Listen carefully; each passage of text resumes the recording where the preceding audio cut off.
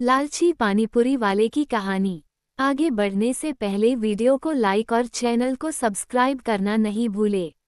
गांव की संकरी गलियों में एक पानीपुरी वाला अपनी दुकान लगाए बैठा था। उसकी दुकान पर हमेशा भीड़ रहती थी और उसकी पानीपुरी का स्वाद सभी को भाता था। यह पानीपुरी वाला अपने लालची स्वभाव के लिए भी जाना जाता था। उसका नाम रमेश था और वह पैसे के पीछे पागल था। रमेश की दुकान गांव के एक व्यस्त चौराहे पर स्थित थी। सुबह होते ही वह अपनी दुकान सजाता और ग्राहकों के आने का इंतजार करता। उसकी दुकान पर एक बड़ा कढ़ा, चटनी के बर्तन और पानीपुरी की प्लेटें हमेशा तैयार रहती थीं। लेकिन रमेश की असली चालाकी उसकी पानीपुरी में छिपी थी। हर ग्राहक को उसकी पानीपुरी में वह चटनी डालने के लिए प्रेरित करता जिसमें अतिरिक्त मसाले होते। चटनी के स्वाद से हर कोई मंत्रमुग्ध हो जाता था, लेकिन इसका एक छिपा हुआ पहलू था।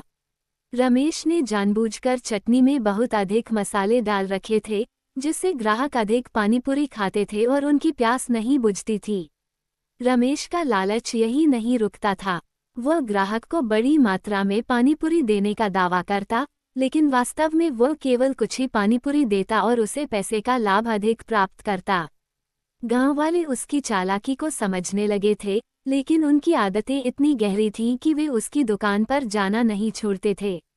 एक दिन गांव में एक महात्मा आए। महात्मा का नाम श्रीधर बाबा था और वे दीनहीन लोगों की मदद करने के लिए प्रसिद्ध थे। बाबा ने गांव में शांति और सौहार्द की भावना फैलाने का संकल्प लिया। उन्होंने गांव के विभिन्न हिस्सों का दौरा किया और लोगों से उनकी समस्याओं के बारे में पूछा। जब वे रमेश की दुकान पर पहुंचे तो उन्होंने देखा कि कैसे लोग रमेश की पानीपुरी खाने के बाद लगातार दुकानदार से चिपके रहते थे। बाबा ने रमेश से पूछा, भाई, तुम्हारी पानीपुरी का स्वाद बहुत अच्छा है, लेकिन तुम्हारे ग्राहकों की आंखों में सच्ची संतोष की कमी क्यों है?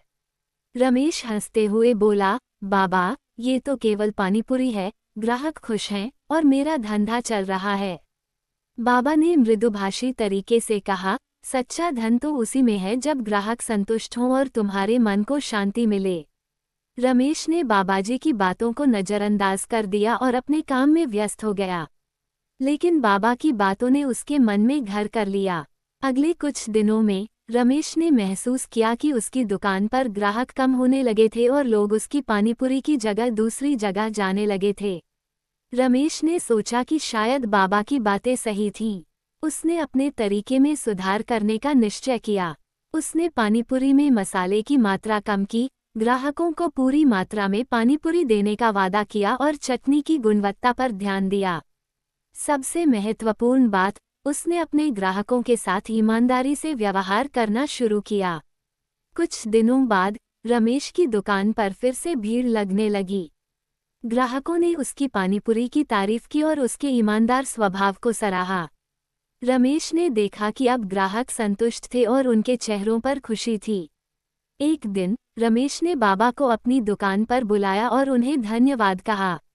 बाबा ने मुस्कुराते हुए कहा, सच्चे धन की पहचान यही है कि जब तुम दूसरों की खुशी में खुद की खुशी पाओ। रमेश ने सीखा कि लालच केवल अस्थायी संतोष देता है, लेकिन ईमानदारी और सच्ची मेहनत से दी गई खुशी अनमोल होती है। वह अब गांव का एक आदर्श पानीपुरी वाला बन चुका था और उसकी दुकान अब गांव में खुशी और संतोष का प्रतीक बन गई थी। इस तरह रमेश की कहानी ने सिखाया कि लालच केवल बुराई को जन्म देता है, लेकिन ईमानदारी और सत्यता से ही सच्ची सफलता और खुशी प्राप्त होती है।